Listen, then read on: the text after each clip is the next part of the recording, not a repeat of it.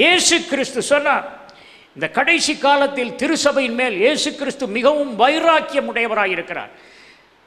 அவர் பூலோகத்தில் வந்த நாட்களில் அவமானப்படுத்தப்பட்டார். Isaiah chapter 53 verse 4. அவர் அசட்டை பண்ணப்பட்டவரும் மனுஷரால் புறக்கணிக்கப்பட்டவரும் துக்கம் நிறைந்தவரும் பாடு அனுபவித்தவருமாயிருந்தார். தேவகுமாரனை பற்றி சொல்லப்பட்டிருக்கிறது. அசட்டை பண்ணப்பட்டவராயிருந்தார். தீர்க்கதரிசி ஏசாயா பல நூற்றாண்டுகளுக்கு முன்பு 600 ஆண்டுகளுக்கு பின்பு வரும் இயேசு கிறிஸ்துவை பற்றி சொல்கிறார். அவர் அசட்டை பண்ணப்பட்டவராயிருந்தார். அவருடைய தீர்க்க தரிசனம் காலம் கடந்து நிற்கும் தீர்க்க தரிசனம். இயேசு கிறிஸ்துவின் வாழ்நாள் மட்டிலும் அந்த தீர்க்க தரிசனம் நிறைவேறியது என்று அல்ல, இன்றும் அது நிறைவேறிக் கொண்டிருக்கிறது. கர்த்தருக்குள் அன்பானவர்களே, இன்றும் ஆண்டவர் அசட்டை பண்ணப்படுகிறார். எப்படி? இயேசு கிறிஸ்து என்ன சொல்லியிருக்காருன்னா, அவர் தலை, நம்ம சரீரத்தின் உறுப்புகள். He is head. Jesus Christ is our head. We are the members of his body. அவர் சரீரத்தின் அங்கங்களாயிருக்கிறோம். அதான் சொன்னார், கண்ணு கையை பார்த்து அல்லது கண்ணு மூக்கை பார்த்து நீ எனக்கு வேண்டியதில்லைன்னு சொல்ல முடியாது. கண்ணு வேணும், மூக்கு வேணும், எல்லாரும் வேணும், கையும் வேணும், விரலும் வேணும். அதனால there should not be any clash between members of the body, so also members of the congregation. When there is a difference of opinion, it is because of some ego somewhere, some self exaltation somewhere. Okay? அதனால நம்ம தலையில் கல்லடிச்சானா சரீரத்தில் கல்லடிச்சானா என்ன ஒன்று தான். கிறிஸ்துவை திட்டினா என்ன, கிறிஸ்துவை சேவை செய்யும் மெய்யான ஊழியர்களை திட்டினால் என்ன, எல்லாம் ஒன்று தான். இதை பற்றி வேதம் என்ன சொல்றது? Hebrews chapter 6 verse 4 to 8.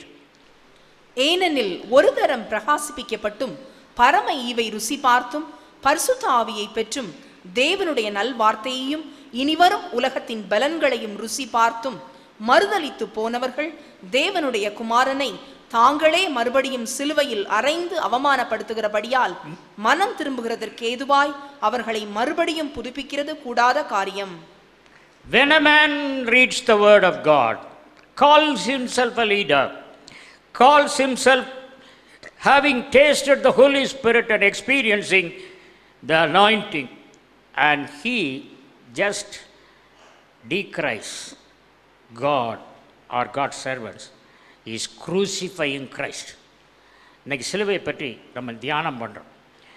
When you don't understand something, you don't make a comment, because the comment is registered in heaven. மனிதன் எதை விதைக்கிறானோ அதை அறுப்பான். God is not mocked at. தேவன் தம்மை பரியாசம் பண்ண ஒட்டார். தேவன் தம்மை யாரும் கேலி பண்ண அனுமதிக்க மாட்டார். இப்போ இயேசு கிறிஸ்துவை பற்றி நம்ம சிந்திக்க போகிறோம். The cross represents the ascension of God and condescension of man.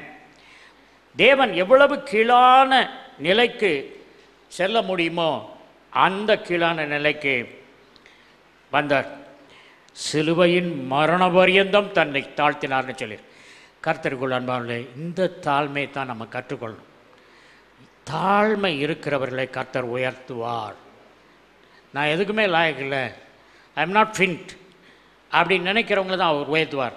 O, I am super, what is this man of God is talking, that's nothing, I can speak better. Don't have exalted opinion about yourself. Be humble. In the fullness of time, God will exalt you. உங்களை உயர்த்தும்படி கர்த்தராகிய இயேசு கிறிஸ்து சிலுவையில் அறையப்பட்டார். மரியாள் இருக்கும் பொழுது Simone சொன்னார், உன்னை ஒரு பட்டயம் உருவி போடும். ஒரு important occasion, child dedication time, ஒரு பெரிய ஓல்டு மேன் சொல்கிறாரு, உன் சரீரத்தை ஒரு பட்டயம் உருவி போடும். ஒரு நல்ல நாளில் ஒரு பயங்கரமான ப்ராஃபஸி சொல்லிடுறார். இது புரியலை. 33 வருஷம், 33 years, Mary is thinking about it. மரியாளுக்கு என்ன ஸ்பெஷாலிட்டினா சொன்னதெல்லாம் மனசில் வச்சு மாடு அசை போட்டு உணவு சாப்பிட்ற மாதிரி அசை போட்டு அதை அண்டர்ஸ்டாண்ட் பண்ணுவாள். உன்னை ஒரு பட்டயம் உருவி போடும். என்ன சொன்னார் தாத்தா? என்ன பட்டயம் எப்போ உருவி போடும்? பார்த்துக்கிட்டே இருக்கான். சிலுவையில் இயேசு கிறிஸ்து தொங்கும் பொழுது அவள் காதுகளில் ஒலிக்கிறது சிமியோனின் குரல், உன்னை ஒரு பட்டயம் உருவி போடும் என்று சொன்னேன் அல்லவா, அந்த பட்டயம் தான் உன்னை உருவி போட்டது. சிலுவையில் அவர் குமாரன், செல்ல குமாரன் அங்கே சிலுவையில் தொங்கிக் கொண்டிருக்கிறார், ஆடையற்றவராய் தொங்கிக் கொண்டிருக்கிறார். இயேசு கிறிஸ்துவின் அந்த சிலுவை மரணத்தை நீங்கள் உட்கார்ந்து தியானம் பண்ணும். That should be the central thing. கெட்டு போகிறவர்களுக்கு அது பைத்தியக்காரத்தனமாக இருக்கு. ரட்சிக்கப்படுகிற நமக்கோ அது தேவ பலன். உலகத்தில் எத்தனையோ டானிக் இருக்குது. சாண்டி பிளால் எனக்கு ஒரு டானிக் கொடுத்துட்டு போனார். டானிக் இருக்குது. ஆனால் உங்களுக்கு தேவ பலன் வேணுமானா சிலுவையை பற்றிய உபதேசத்தை நீங்கள் உங்கள் வாழ்க்கையில் இறக்க வேண்டும். கர்த்தருக்குள் அன்பானவர்களே, ஆதாம் எல்லா மிருகங்களுக்கும் பெயரிட்டான். பெயரிட்டுறத சூப்பராக பெயரிட்டான். ஹீப்ரூவில் இருக்கு நாய் அப்படிங்கிறது அவன் பெயரிட்டான். ஹீப்ரூவில் நாயின் பெயரிட்டு தான் இன்றைக்கும் ஹீப்ரூவில் ஆதாம் இட்ட பேர் தான் இருக்குது. அதுக்கு என்ன பேர், அதனுடைய என்ன, அந்த வேர்டுக்கு, ஹீப்ரூ வேர்டுக்கு அர்த்தம் நன்றியுள்ள மிருகம் என்ற அர்த்தம். ஆதாம் நாய்க்கு பேரிட்ட பொழுது நன்றியுள்ள மிருகம் என்ற எபிரேய சொல்லை பயன்படுத்தி பேர் கொடுத்தான். அவன் இட்ட பேர் தான் இன்றைக்கும் எபிரேயத்தில் நாய்க்கு இருக்கிறார். அப்போ பாருங்கள், நாய் நன்றியுள்ள மிருகமாக இருக்கு. நம்ம நாயின்னு பழைய பலவிதமான மொழிகளில் என்னெல்லாமா பண்ணியிருக்காங்க. ஆனால் the name Adam gave in Hebrew to the animals or the name even now in Hebrew it is called. அது ஒண்டர்ஃபுல் ரிசர்ச். அது ரொம்ப ஒரு அதிசயமான காரியம். ஆகவே எல்லாரும் மிருகங்களுக்கும் பேர் விட்டோடனே ஆண்டவர் பார்க்குறாரு, சே இவனுக்கு இதெல்லாம் ஃப்ரெண்ட் ஆக முடியுமா, ஒட்டகம் ஃப்ரெண்ட் ஆக முடியுமா, ஹெல்ப்மேட்டாக யானை மாற முடியுமா, முடியாது.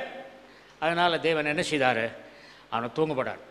First surgeon after the creation is the Father God, Jesus Christ, Holy spirit.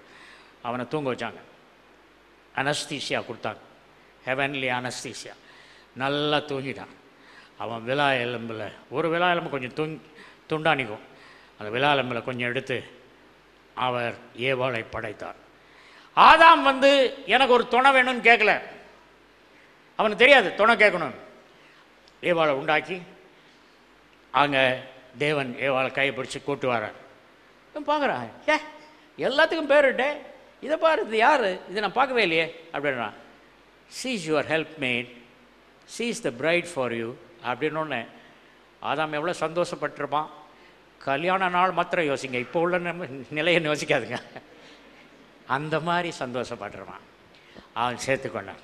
கர்த்தருக்குள் அன்பாவர்களே, கல்வாரி சிலுவையில் கடைசி ஆதாமாகிய இயேசு கிறிஸ்து தொங்கிக் கொண்டிருக்கும் பொழுது ஒரு போர் சேவகன் அவருடைய விழாவிலே குத்தினான். ஹார்ட்டில் பெரிகார்டியம் என்று ஒரு உறை இருக்கும், ஹார்ட்டில் ரத்தம் இருக்கும். Jesus Christ died of cardiac arrest, SCA, severe cardiac arrest, pulmonary cardio pulmonary arrest. அப்போ அது என்ன ஆச்சுன்னு சொன்னால், அந்த ஹார்ட்டில் ரத்தம் உறைஞ்சிருச்சு. உறைஞ்ச உடனே RBC மேலே மிதக்குது, சீரம் கீழே வந்துடுது. இவன் என்ன செய்தான், ஈட்டிய RBC மேலே நிற்குது, சீரம் இருக்குது, ரெண்டுக்கும் மத்தியில் பஞ்சர் பண்ணோன்னே விழாவிலிருந்து ரத்தமும் தண்ணீரும் வந்தது என்று வேதம் எழுதுகிறது. ஆனால் தண்ணீர் என்பது medical term, serum. RBC and serum was oozing out.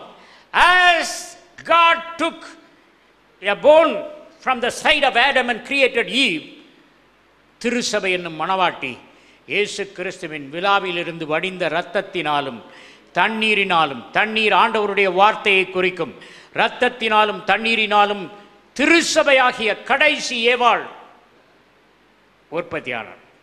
சரி, வேர்ட் ஆஃப் காட், தண்ணீர், ரத்தம், அதில் திருச்சபை உண்டாச்சு. இன்னும் ஆவி இல்லை.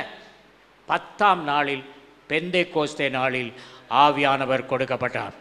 ஆகவே word of God, blood of Jesus and holy spirit, these are the 3 things important for the bride. இந்த 3 குவாலிஃபிகேஷனோடு தான் நம்ம ரட்சிக்கப்படுறோம்.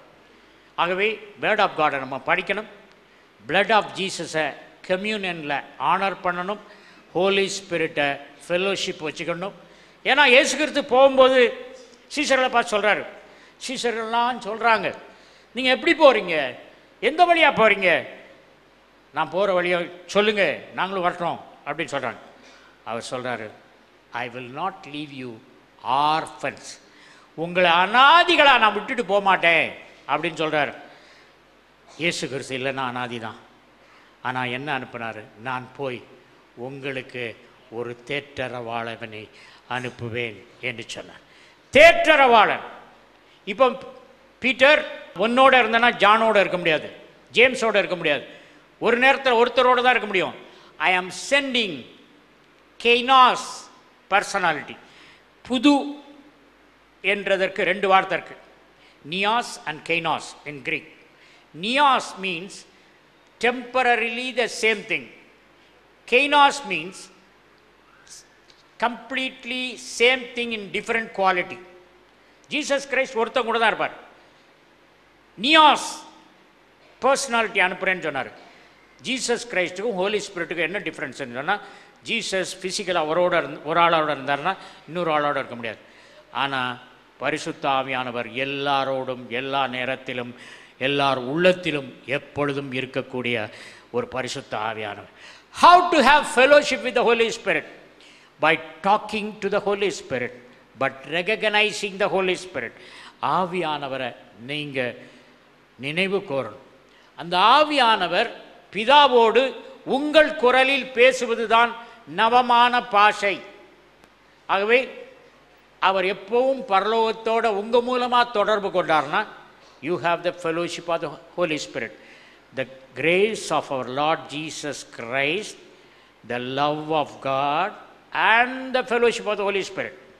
பரிசுத்த ஆவியானவருடைய ஐக்கியம், அதுதான் ரொம்ப முக்கியம். பரிசுத்த ஆவியானவருடைய ஐக்கியம் நீங்கள் இருந்தீங்கன்னா உங்களுக்கு அவர் அப்படியே கைட் பண்ணுவார். நான் சொல்லியிருக்கேன், விமானத்தில் ஒரு தடவை காரில் திருச்சியிலேருந்து மெட்ராஸ் போயிட்டு வந்த சமயத்தில் ஆண்டவர் சொன்னார், மீனம்பாக்கம் கடந்த பிறகு விமானத்துக்கு போன்னு சொன்னார்.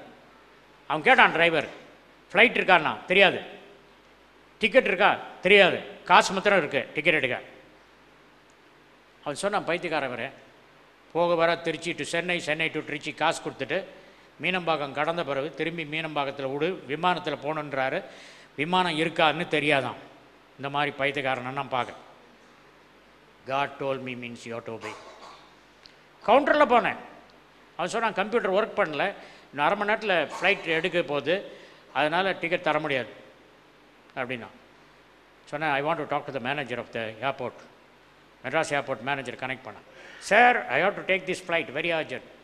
Your counter man, ticket counter man is telling computer is not working, பேசுங்க கொஞ்சம் அவர்கிட்ட.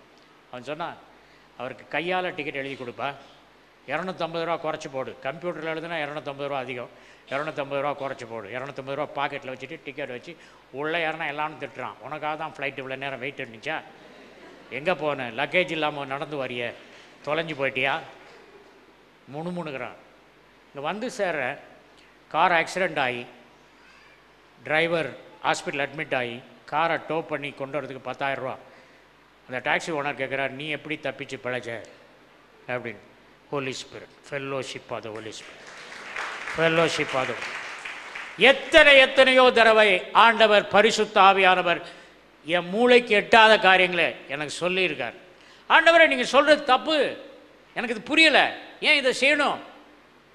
He says, yeah, you do it for a purpose.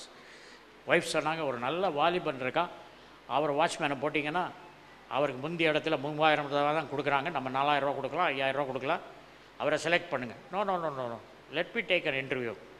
One fellow came, உங்கள் பேர் என்னையா?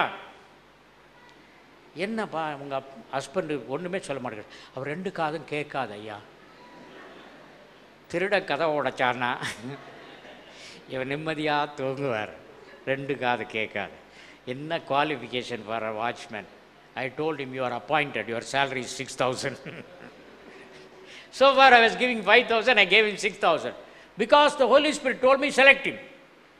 எனக்கு புரியலை. வாட்ச்மேன் இல்லாமலே இருந்திருக்கலாம். இப்போ 6,000 ரூபாய் கொடுத்து ஒரு செவிடன் வாட்ச்மேனை படைச்சல. என்னப்பா லாஜிக்கு?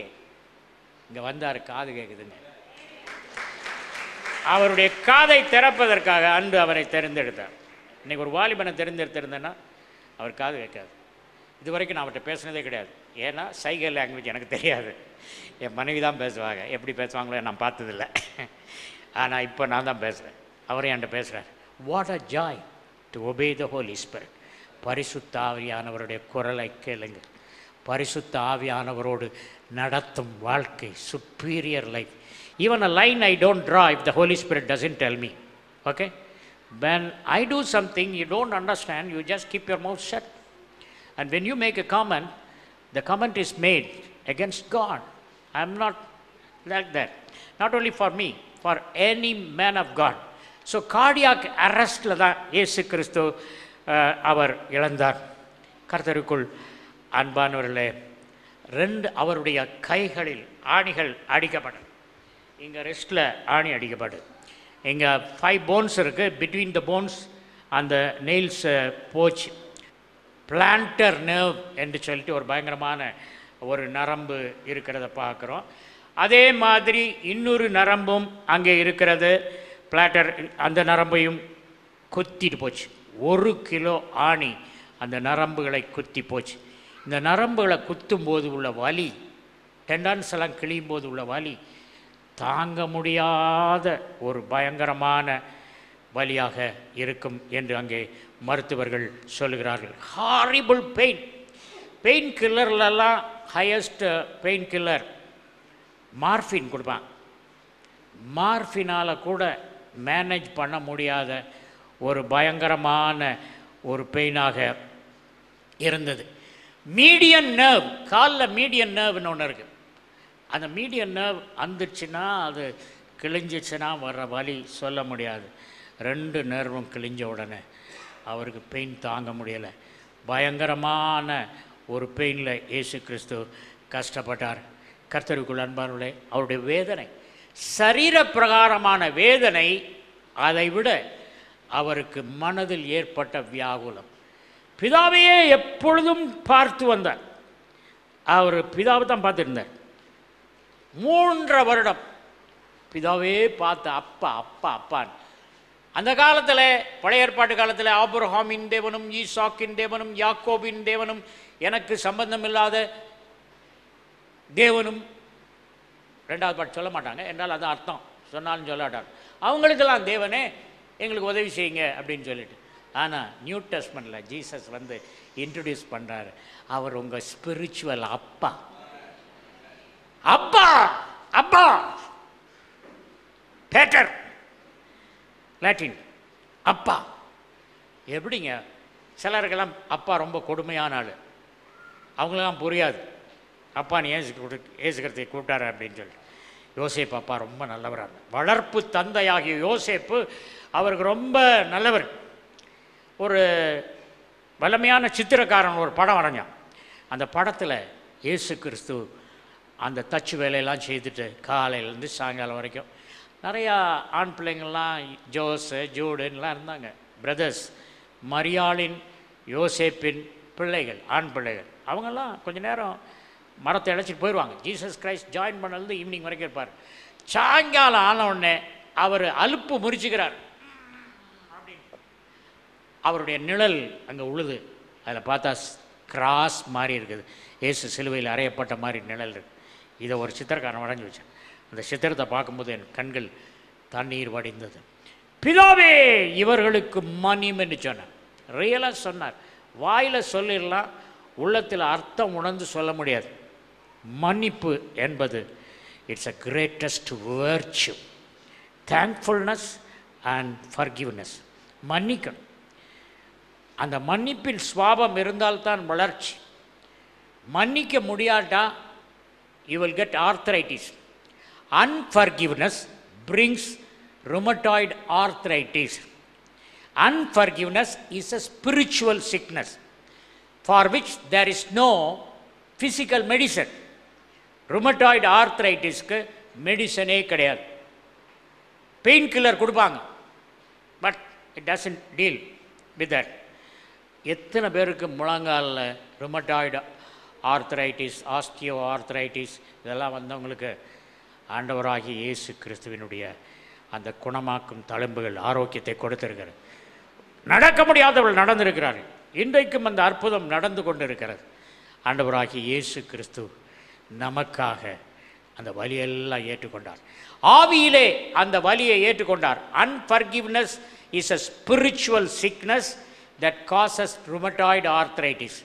rheumatoid arthritis உங்களுக்கு ஃப்ரெண்ட்ஸுக்கோ இருந்தால் போய் 1 மணி நேரம் ஆண்டவரே யாரெல்லாம் மன்னிக்கணும்னு சொல்லுங்கள் அப்படின்னு கேட்டு எல்லாரையும் நீங்கள் மன்னிச்சிட்டிங்கன்னா போயிடும். ராண்டி டிமெயின்னு ஒரு ஊழியக்காரர் இருக்கிறார், whom I respect, I honor, I like him. அவர் டொமினியன் சர்ஜஸ்ன்னு ஒரு புக் எழுதியிருக்கார், ராண்டி டிமெயின். அவர்கிட்ட ஆண்டவர் ஒரு நாள் சொன்னார், இப்போ பிளைண்ட் பீப்புளை கொண்டாங்க, டெஃப் அண்ட் டம்மை கொண்டாங்க, நான் ஜெபம் பண்ணி சுகப்படுத்தலைன்னா, ஜீசஸ் கிரைஸ்ட் நான் ஜெபம் பண்ண இயேசு கிறிஸ்து சுகப்படுத்தலைன்னா என்னை நீங்கள் என்ன வேணாலும் செய்யலாம், கல்லடிச்சு கூட கொல்லலாம் அப்படின்னு சொன்னார். இதை போய் சொல்லுனார். உங்கள்கிட்ட சொன்னால் செய்வீங்களா? கிறிஸ்தவங்க மத்தியில் கூட போக மாட்டான். கர்த்தருக்கு சித்தமானால் அப்படி போட்டு தான் ஜெபமே பண்ணுவோம். அவர் சொன்னார், இஸ்லாமை நாட்டுக்கு போ அப்படின்னு போனார். போயிட்டு அவங்க மத்தியில் Jesus Christ is the son of God. அங்கே உள்ளவங்களாம் சொல்கிறாங்க, no no no, Jesus is not the son of God, is only a prophet அப்படின்னு சொன்னான். மேன் அப்படின்னா இப்போ கொண்டாங்க குருடரில். இட் இஸ் சூப்பர் நேச்சுரலில் சிட்ராத் இன்டர்வியூ பண்ணுறாரு. எத்தனை நாடுகளுக்கு இப்படி போயிருக்கீங்க இது வரைக்கும் அப்படின்னு. 4 நாடுகளுக்கு போயிருக்கிறீர்கள் என்று சொன்னார். அந்த நாட்டுக்கு போகிறோன்னு சொல்லுவார், Jesus Christ is a son of God. நீங்கள் பிளைண்ட் பீப்புளை கொண்டாங்க, டெஃப் அண்ட் டம்மை கொண்டாங்க, அவர் சுகப்படுத்தினார்னா ஒப்புக்கொள்ளுங்க, இல்லைன்னா என்ன வேணால் செய்யலாம். சொல்ல முடியுமா? 4 இடங்கள்லையும் அவர் கேட்குறார், சிட்ராத் எந்த இடத்துலையாவது தோல்வி ஏற்பட்டுதா அப்படின்னு கேட்குறார். அவர் சொன்னார், தோல்வி ஏற்படுதுன்னா நான் இன்டர்வியூக்கு வந்திருப்பேனா அப்படின்றார். You have to see these things. அவர் God is a God who honors. ரொம்ப எல்லாரும். அப்புறம் பார்த்தீங்கன்னா கெத்செமனேல real cross, the experience of the cross was a rehearsal அந்த கார்டன் ஆஃப் கெத்செமனே. இப்போ பாருங்கள், ட்ராமாவில் ரிஹர்சல் போடும். ட்ராமாவில் ரிஹர்சல் நான் ட்ராமாவில் நிறையா ஹைஸ்கூல் படிக்கும்போது, காலேஜ் படிக்கும்போது, ஈவன் ஷேக்ஸ்பியர் ட்ராமாவில் போர்ஷியாவா லேடிஸ் வேஷம் போட்டு நடிச்சு. அப்போ பார்த்தீங்கன்னா அந்த ட்ராமாவில் நடிக்கிற மாதிரி என்ன செய்வானாங்க, இயேசு கிறிஸ்து என்ன செய்தார்னா கெத்செமனே தோட்டத்தில் தான் ரிஹர்சல், ட்ராமாவுக்கு ரிஹர்சல் வைப்பாங்க. நான் ஒரு ராஜா வேஷம் போட்டு வருது முன்னே இடுப்பில் ஒரு கத்தி கட்டிப்பாங்க. ரிஹர்சல் டைமில் தான் கத்தி கட்டுவோம். இப்போ நீங்கள் கத்தி கட்டின மாதிரி நடிங்க அப்படின்னாங்க. சரி, கட்டின மாதிரி நடிக்கிறேன்னு சொல்லிட்டு ரிஹர்சலில் எப்படின்னு, அரசனாகி நான் என்ன சொன்னாய் அப்படின்னு சொல்லணும். கத்தியை உருவிட்டேன். கடைசி நேரத்தில் கத்தியை கட்டி விட்டாங்க. அரசனாகி நான் என்ன சொன்னார், இழுக்கிறேன், கத்தி மாட்டிக்கிச்சு, ஓரையில் வெளியே இழுக்க முடியல. கர்த்தருக்குள் அன்பார்ந்த, Jesus had a rehearsal of the cross in the garden of Gethsemane. சிலுவையில் போகிறீங்கல்ல, அதுக்கு ஒரு ரிஹர்சல் எடுத்துக்குங்க. அதனால the rehearsal was more agonising than the real cross. ஏன்னா பிதா அவர்கிட்ட கைவிட போகிறேன்றார். பிதாட்ட கேட்குறார், எப்பா ரியலாகவே நான் இதை போகணுமா, இந்த பாத்திரத்தை குடிக்கணுமா, துக்கத்தின் பானபாத்திரத்தை யான் பருகணுமோ, should I drink the cup of suffering அப்படின்னு சொல்லிட்டு அவர் வேண்டுறார். பிதா சொல்கிறார், வியாகுலப்படுறார். அப்போ வியாகுலப்படும்போது என்ன நடக்குன்னு சொன்னால், ஸ்வெட் கிளான்ஸ்லேருந்து ஒரு மெடிக்கல் கண்டிஷனுக்கு அவர் போகிறார். ஹெமட்டோட்ராசிஸ், ஹீமோஹைட்ரோசிஸ், 2 பேர் இருக்குது அதுக்கு. ஹீமோஹைட்ரோசிஸ், ஹெமட்டோட்ராசிஸ். ஹீமா அப்படின்னா பிளட்டு, ஹைட்ராஸ் அப்படின்னு சொன்னால் வியர்வை, ஹெமட்டோ ஹைட்ராஸ். அது என்னன்னு சொன்னால், அது எப்படி உண்டாகுன்னா, அங்கே அந்த வசனத்தை வாசிப்போம், லூக்கா 22:44. அவர் மிகவும் வியாகுலப்பட்டு அதிக ஊக்கத்தோட ஜெபம் பண்ணினார். அவருடைய வேர்வை இரத்தத்தின் பெருந்துளிகளாய் தரையிலே விழுந்தது. அவருடைய வியர்வை இரத்தத்தின் பெரும் துளிகளால் அங்கே தரையில் விழுந்தது. அந்த ஃபில்ம் எடுத்தாங்க, பேஷன் ஆஃப் கிரைஸ்ட். அப்போ மெல் கிப்சன் அந்த படத்தை எடுக்கும்போது சொன்னார், இந்த சிலுவை வந்தது அந்த ட்ராப்பில் ரத்தம் கலந்த மாதிரி கொஞ்சம் டைல்யூட்டட் பிளட்டாக விடணும் அப்படின்னு சொன்னாங்க. டெக்னிக்கலாக அவங்க வந்து ரொம்ப அழகாக எடுத்திருக்காங்க பேஷன் ஆஃப் கிரைஸ்ட். அது என்னன்னு சொன்னால் ஹெமட்டோட்ராசிஸை பற்றி சொல்ல போடுறேன். ஹீமோஹைட்ராசிஸ், ஹைட்ராஸ்னா sweat. It is a mental severe contemplation. ரொம்ப துக்கம் ஒரு லெவலுக்கு மிஞ்சிருச்சுன்னா என்ன நடக்குன்னா நம்ம சரீரத்தில் ஸ்வெட் கிளான்ஸ், அதாவது அந்த வியர்வை சுரப்பிகள் இருக்குது. வியர்வை சுரப்பிகள் அந்த வியர்வையை வெளியே கொண்டு வருது. அதுக்கு பக்கத்தில் இருக்க கேபிலரிஸ், தமனிகள், தந்திகள், கேபிலரிஸ், சின்ன குழாய்கள், த ஸ்னாப்பிங் ஆஃப் த கேபிலரிஸ், அந்த சின்ன கேபிலரி குழாய்கள் வெடிச்சிச்சு. வெடித்த உடனே அந்த வியர்வையோட இந்த கேபிலரி வெடித்ததுனால ரத்தமும் கலந்து ஹெமட்டோட்ராசிஸ் வந்தது. இது எப்படி வரும்னு சொன்னால், ஒரு கட்டுவிரியன் பாம்பு ஒருவரை கடித்தது என்று சொன்னால் அந்த விஷமானது இரத்தத்தில் சென்று வியர்வையை உண்டாக்கும். அதில் உள்ள தந்தூகி குழாய்கள், capillaries will snap and it will bleed blood. Blood and sweat mixed together. That is the greatest agony. கட்டுவிரியன் பாம்பு கடித்து சாக போகிறதுக்கு முந்தி வியர்வையில் ரத்தம் கலந்து வெளிவரும் அந்த நோயில். ஆமாப்பா, கட்டுவிரியன் தான், சாத்தான் என்னும் கட்டுவிரியன். அங்கே ஏவாள் அந்த கனியை புசித்ததினாலே அவள் ரத்தம் அங்கே மாசுபட்டது. டாக்ஸின்ஸ் ஆயிடுச்சு. It has become a place of accommodation for viruses and germs. ரத்தத்தில் எளிதாய் ஜெர்ம்ஸும் வைரஸும் போகிறதுக்கு வழி வகுத்துட்டான் ஏவாள். ஆதாமும் அதுக்கு கை கொடுத்து அவனும் விழுந்து போயிட்டான்.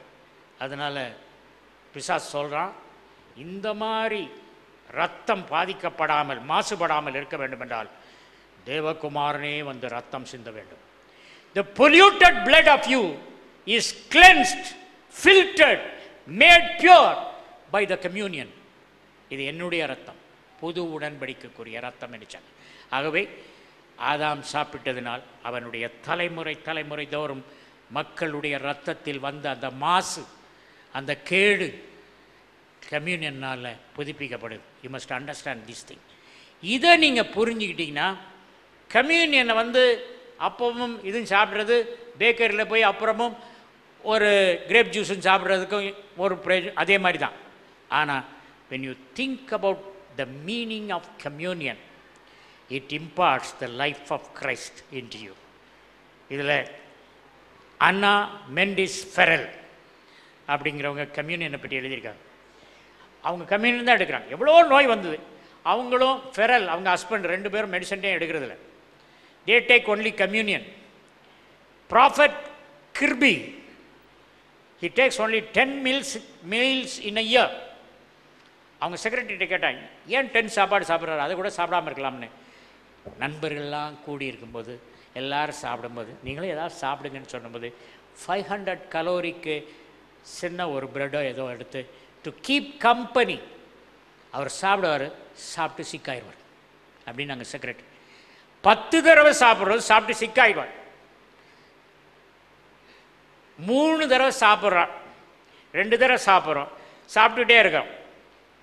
வீட்டில் வீடு கட்ட விட்டிங்கன்னா நான் போய் சூப்பர்வைஸ் பண்ணான்னு போனால் எல்லோரும் காணும். எங்கே பண்ணான்னு டீ குடிக்க போயிருக்காங்க. அப்படியா, சரி அப்படின்னு கொஞ்சம் பொறுத்து போகிறேன். எங்கே போயிருக்காங்க, சாப்பிட போயிருக்காங்க. டீ குடிக்கிறது சாப்பிட்றது கட்டுமானத்தில் கொஞ்சம் நேரம் தான். மனுஷன் அப்படி தான்.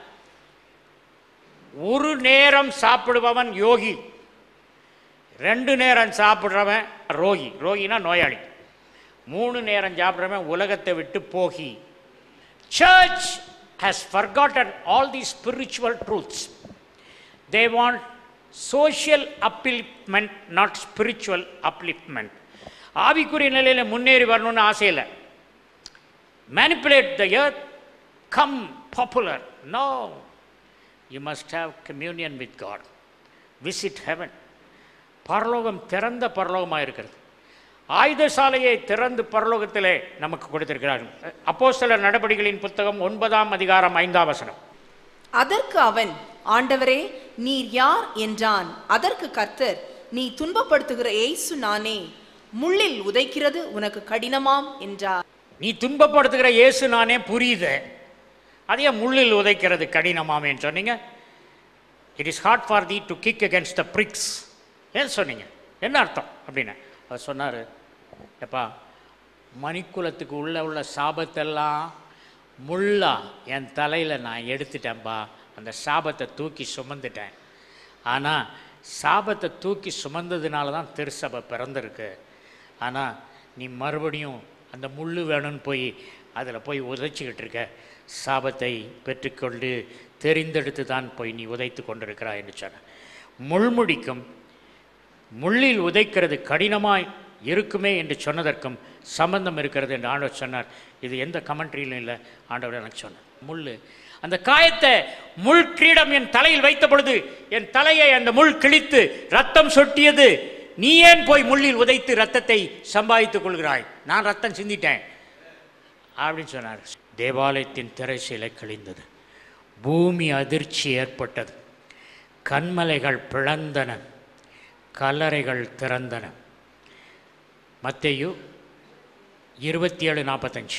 6ஆம் மணி நேரம் முதல் 9ஆம் மணி நேரம் வரைக்கும் பூமி எங்கும் அந்தகாரம் உண்டாயிற்று. பூமி எங்கும் காரிருள் உண்டாயிற்று. ஆண்டவர் ஆரம்ப காலத்தில் பிதா குமாரன் பரிசுத்த ஆவியானவர்னு சொன்னாங்க, லெட் தேர் பி லைட்னார், ஒளி உண்டாக கிடவுதுன்னு சொன்னார். சூரியன் ஒளியை கொடுத்தது. இப்போ சூரியன் பார்த்துட்டு இருக்கு. கொல்கத்தா மலை, elevated mountain where Jesus Christ is on the cross. இப்போ சூரியன் பார்க்குது. பார்த்த உடனே சொல்லுது, இவர் தானே என்னை உண்டாக்குனவர். அவர் சாகும்போது நம்ம எதையும் பார்க்க விரும்பலாம், என்ன செய்வோம்? கண்ணை மூடிட்டு இப்படி வச்சுக்குமா? ரத்தம் சொல்கிறது பார்க்க என்ன செய்கிறோம்? கண்ணை மூடுறோம். கண்ணை மூடினாலே கண் தெரியாது. அது ஏன் கையை கொண்டு வைக்கிறீங்க? அது மாதிரி தான் சூரியன் சொல்லிச்சு, என்னை உண்டாக்குனவர் இவர் தான்ப்பா, அவரே போகிறாரு, நான் ஏன் நீ ஒளி கொடுக்கணும்?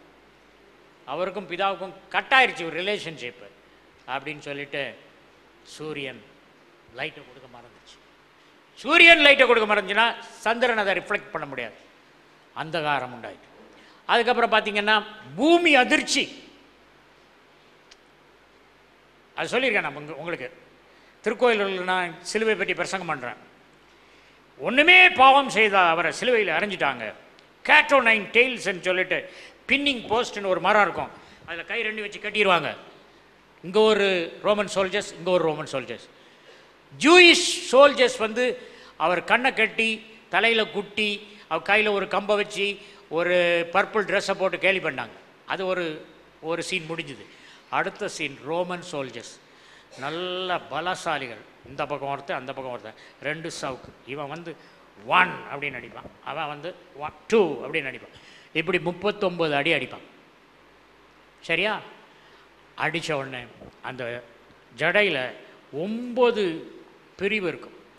அதில் உடைஞ்ச எலும்பு துண்டை போடுவான். அது முதுகில் பட்டு அவன் அடிக்கிற வேகத்தில் குனிஞ்சி இருக்கிற வயத்தில் போய் மாட்டிக்கும் எலும்பு. உடனே அவன் சவுக்கு இழுக்கும்போது அதை சதையை பிச்சுட்டு வரும். அவர் முழுவதும் காயம், 39 தழும்புகள் காயம். அவருடைய தழும்புகளினால் குணமானீர்கள் என்று பேதுரு எழுதுகிறார். முலாப்பி முலாப்சி சிங்குலர் ப்ளூரல். அந்த 39 தழும்பும் தனித்தனி தழும்பா இல்லை, எல்லாம் ஒரே தழும்பாக தான். அதனால் சிங்குலர் சொன்னால் தான் கரெக்ட். அவருடைய தழும்பினால் குணமானீர், அவருடைய தழும்புகளினால் குணமானீர். கர்த்தருக்குள் அன்பானுடைய அந்த மாதிரி அவர் தழும்புகளை ஏற்றுக்கொண்டார். பூமி அதிர்ச்சி, கண்மலை பிளந்தது. கண்மலை பிளந்தது. ஏன்? இஸ்ரவேல் மக்களோடு கடந்து சென்ற ஞான கண்மலை. அந்த கண்மலையை மோசேயின் நாட்கள் அந்த கண்மலை பிளந்தது. தேவன் கண்மலையை அடிக்க சொன்னார், கண்மலை பிளந்து தண்ணீர் கொட்டியது. 2ஆம் தர அந்த கண்மலை பேசுன்னு சொன்னார். இப்போ கல்வாரி சிலுவையில் கண்மலை பிளவுண்ட கண்மலை, அது பிளந்து போனது. ஆகவேதான் பூலோகத்து கண்மலை பரலோகத்து கண்மலையாக இயேசு கிறிஸ்து அவர் பிளந்து சிதறிய பொழுது அந்த கண்மலையும் தன்னாக சிதறியது. பூமி அதிர்ச்சி. திருக்கோயிலூர்ல பேசிகிட்டு இருக்கேன், இயேசு கிறிஸ்துடைய சிலுவை பற்றி சொல்லி முடிச்சோடனே ஒரு அம்மா கேட்குறாங்க, பூமாதேவி எப்படிப்பா பொறுத்துக்கிட்டாரு அப்படின்னு கேட்டாங்க. பூமாதேவி பொறுக்கலம்மா, அதுதான் பூமி அதிர்ந்தது அப்படின்னோடனே, அப்படியா பூமாதேவி பொறுக்கலைன்னா நல்ல பூமாதேவி. 3ஆம் நாள் அந்த அம்மா செத்து போயிட்டாங்க. ஏன்னா இந்த மெசேஜை கேட்டு அவங்களுக்கு ஷாக், கார்டியாக் அரெஸ்ட். ஜீசஸ்க்கு வந்த கார்டியாக் அரெஸ்ட் அவங்களுக்கு வந்துடுச்சு. கர்த்தருக்குள் அன்பார்களே, the message of the cross. Do you love Jesus? நீங்கள் உங்கள் குடும்பத்தில் உள்ளவங்க நேசிக்கிறீங்க, பிள்ளைங்களுக்கு நேசிக்கிறீங்க, எல்லாரை விட ஆண்டவராகிய இயேசு கிறிஸ்துவை நேசிக்கிறீங்களா? ஆண்டவர் மேல் உங்களுக்கு நேசம் எவ்வளோ இருக்குது? அவர் தெர்மாமீட்டர் டெம்பரேச்சரை மெஷர் பண்ணுது. ஆண்டவர் ஒரு தெர்மாமீட்டர் கொண்டாந்து உங்கள் அன்பை மெஷர் பண்ணால் 0 பாயிண்ட்லேருந்து எழும்புமா? எவ்வளோ வரும்? நீங்கள் என்ன சொல்வீங்க? கோயிலுக்கு போகிறேன், காணி கொடுக்குறேன், அதெல்லாம் இல்லை. எவ்வளோ நேசிக்கிறாய்? சீமோன் பேதுருவே, நேசிக்கிறாயா? நேசிக்கிறேன் ஆண்டவரே. உமக்கே தெரியும். தெர்மாமீட்டர் வச்சு பார்த்துறாதுங்க எவ்வளோ நேசம்னு, உங்களுக்கு தான் தெரியும், எனக்கு சொல்லாதுங்க. பேதுருவே நேசிக்கிறேன்னு சொல்ல முடியலண்ணா, சொல்ல முடியுமாப்பா? நான் ஒரு சேலஞ்ச் எடுத்தேன். என் ஆண்டவரை நேசிக்கணும். என்ன துன்பம் வந்தாலும் சரி, அவரை நான் நேசிக்கிற நேசத்திலேருந்து 1 inch I will not move out. Because he loved me so much while I was yet a sinner. பயங்கரமான பாவியாக இருக்கும்போது என்னை நேசித்தார். அவரை நான் நேசிக்கிறேன். திரைச்சீலை, அந்த திரைச்சீலை 60 அடி உயரம், 30 அடி அகலம், 4 அங்குலம் திக், 72 பேச்சஸ் போட்டு தச்சிருக்கோம். 300 பேர் தூக்கி தான் அதை கலத்த முடியும். அதை கலத்தி அதை ட்ராவல் பண்ணும்போது 42 தடவை வனாந்தரத்தில் அவங்க ட்ராவல் பண்ணாங்க, கேம்பை மாற்றினாங்க. ஒவ்வொரு தடவையும் 300 பேர் போய் அதை டிஸ்மேண்டில் பண்ணிவிட்டு அதை சீலை கலத்தி, திரைச்சீலை கலத்தி, அந்த திரைச்சீலை மேலிருந்து கீழே கிழிந்தது. யாரும் கீழே இருந்து கிழிக்க முடியாது. 4 இன்ச்சு திரையை கீழே இருந்து கிழிக்க முடியுமா? கிழிக்க முடியாது. God took the initiative. பழைய ஏற்பாட்டு காலத்தில் ஆசாரியன் வருடத்திற்கு ஒரு தடவை பயத்தோடு இடுப்பிலே சங்கிலி கட்டப்பட்டவராக சிறப்பு உடை அணிந்து பயத்தோடும் நடுக்கத்தோடும் உள்ள போனான். அவர் சொல்லிட்டாரு, வருஷத்துக்கு ஒருத்தம் போனா, இனி ரட்சிக்கப்படுற எல்லாரும் போகணும், ஷெகினா மேகத்துக்கு மகிமைக்குள்ளே போகணும் அப்படின்னு. அந்த திரைச்சீலை கிழிஞ்ச உடனே அங்கிருந்து உள்ள ஷெகினா மேகத்தின் வல்லமை புறப்பட்டு ஆலயத்தை விட்டு போச்சு. போய் ஸ்பிளிட் ஆகி உங்கள் ஒவ்வொருவருக்குள்ளும் வந்திருக்கிறது. நீங்கள் தான் மகா பரிசுத்த தலம். உங்களுக்குள் ஆவியானவர் இருக்கிறார். அங்கே பார்த்த உடனே ஐ saw a rope. அதில் 13 முடிச்சுகள் போட்டு. என்னன்னு கேட்டேன். நீ ஒரு ப்ரேயர் கிளாத் வச்சுருக்கல, டலிட். அந்த ப்ரேயர் கிளாத் பேர் என்னது? டலிட். தலித். அந்த ப்ரேயர் கிளாத்தினுடைய தொங்கிட்டு இருந்தது. நான் என்னன்னு கேட்டேன். இது ஹெல்ப் இஸ் அவைலபிள். தேவனுக்கு பல பேர்கள், யெகோவா சம்மா, யெகோவா ஈரே, சீக்கேனு, பல பேர் இருக்குது ஆண்டவருக்கு. ரிடம்டிவ் நேம்ஸ் ரெண்டு பேர், அந்த இதெல்லாம் இருக்குது. திரைச்சீலை கிழிஞ்சா உள்ள அதெல்லாம் இருக்குது. ஆண்டவர் சொன்னார், திஸ் இஸ் கால்ட் டலிட். தட் இஸ் வாட் டலிட் மீன்ஸ். Help is available. அதைத்தான் மரித்து போன 12 வயதாய் மரித்து போன அந்த பெண்ணை பார்த்து, Dalit குமி, help is available, get up. Heavenly help is available. The Holy of Holies help is available, talit, get up. அந்த பெண் எழுந்தாள். திரைச்சீலை கிழிந்ததை தியானம் செய்து நீங்கள் மகா பரிசுத்த ஸ்தலத்திற்குள் போக முடியும். மகா பரிசுத்த ஸ்தலத்திற்கு போக கற்றுக்கொண்டால் பரலோகத்துக்கு போக முடியும். அதுதான் தைரியத்தோடே சிங்காசனத்தண்டை சேருவோம் சொன்னால் எபிரேயர் 19:20 this is a new and living way. இது ஒரு புதிய வழி, இது ஜீவமார்க்கம். இதில் ரத்தம் நம்மளை அழைச்சிட்டு போகுது. அவர் சரீரமாகிய திரைச்சீலை கிழிந்தது. எங்கே கல்வாரி சிலுவையில் இயேசு கிறிஸ்துவின் சரீரம் கிழிக்கப்பட்டதோ இங்கே திரைச்சீலை கிழிஞ்சுது. எல்லாரும் மகா பரிசுத்த ஸ்தலத்துக்கு போகலாம். நம்ம எல்லாம் ஆசாரியர்கள் தான், ராஜரீக ஆசாரிய கூட்டம். நீங்கள் வந்து ஹோலி ஆஃப் ஹோலிஸ் தான் entry point to heaven. when you want to go to heaven, you first go to holy of holies. outer courtல இருந்து holy place போய் holy of holies போக, then you can go to heaven. அதான் சொன்னா Hebrews 10:19 and 20.